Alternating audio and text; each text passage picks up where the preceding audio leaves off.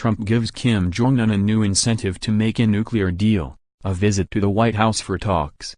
President Trump offered Kim Jong-un a new incentive on Thursday to make a deal to get rid of his nukes and end his ballistic missiles program, a White House visit. The president rejected a report that he was considering an invite for Kim to his Florida resort, a location he's offered to other world leaders he wants to impress. He said during a Rose Garden news conference that after his meet and greet with Kim in Singapore, though, 1,600 pen could next. Maybe we'll start with the White House, what do you think? A report on Thursday said that Trump was considering an invite to Palm Beach for Kim and the two men could even play a round of golf. In the Oval Office, Trump said golf wasn't on the agenda at this point in the relationship, saying he'd like to play in Singapore, but it will not be happening. Trump's claim that a White House visit was on the table for Kim was swatted down immediately by Democratic member of Congress Ruben Gallego, an Arizona lawmaker on the House's Armed Services Committee. I am for stability and denuclearization in the Korean Peninsula. I hope that real Donald Trump is successful. But we should never allow a mass murderer and war criminal in the White House as an honored guest, he tweeted. The president came out of a private meeting with Abe Chipper about the prospects for not just a deal but for normalized relations. One day, between the U.S. we would certainly like to see normalization, he said. Trump once again predicted that his summit with Kim would be a great success as he assessed that signing a declaration to end the war on the Korean Peninsula would be the easy part. The hard part comes after that.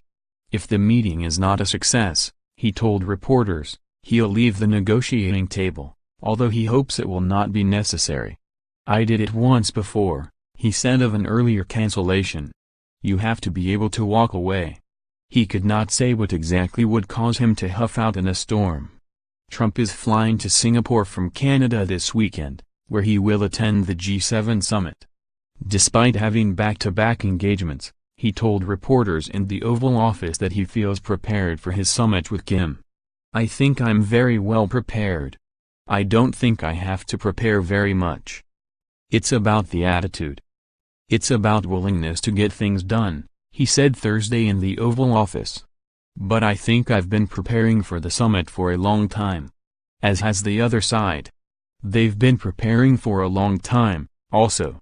Trump, who was seated next to the Japanese Prime Minister at the time, said that he expects the discussion next week in Singapore with Kim to be fruitful, as well as exciting.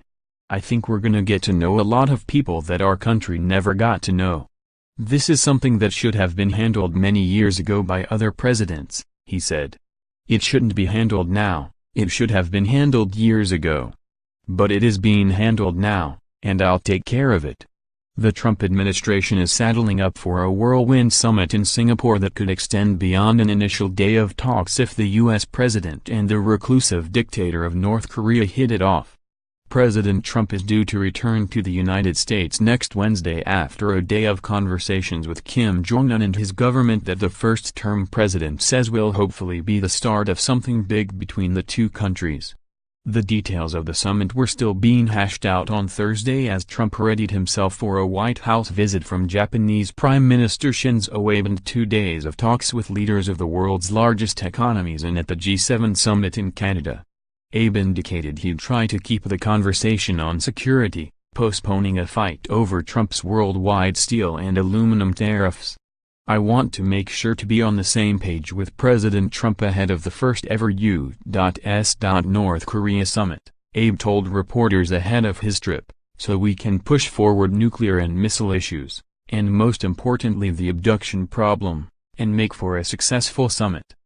Trump and Abe saw each other in April at Mar-a-Lago, the president's preferred destination for private talks, after the U.S. president accepted an invitation to meet with Kim.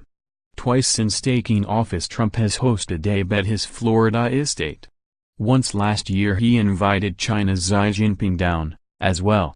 A rumor was floating around the White House this week that if Kim plays his cards right he could receive the treasured invite to Palm Beach for a round of golf, as the Daily Beast reported. The president indicated that the report was inaccurate, however, at his news conference. Trump in his typical lonely time will tell fashion said Tuesday of the fate of his talks with Kim, "We will soon see." The message served to further lower the bar for what the White House had hoped to achieve out of the historic meeting that Trump previously predicted would be a big success. His White House once thought the meeting could result in an immediate agreement to denuclearize the Korean peninsula, but it has since cast the talks next week as a getting-to-know-you function for the two governments. Trump last week told North Korea the negotiations could go slow or fast, as his administration came to the realization that an agreement would only come, if it does at all, after several rounds of back and forth between the U.S. and the cash-strapped North Korean government. Larry Kudlow, the president's National Economic Council director, held journalists asking about the expected outcome of the summit at arm's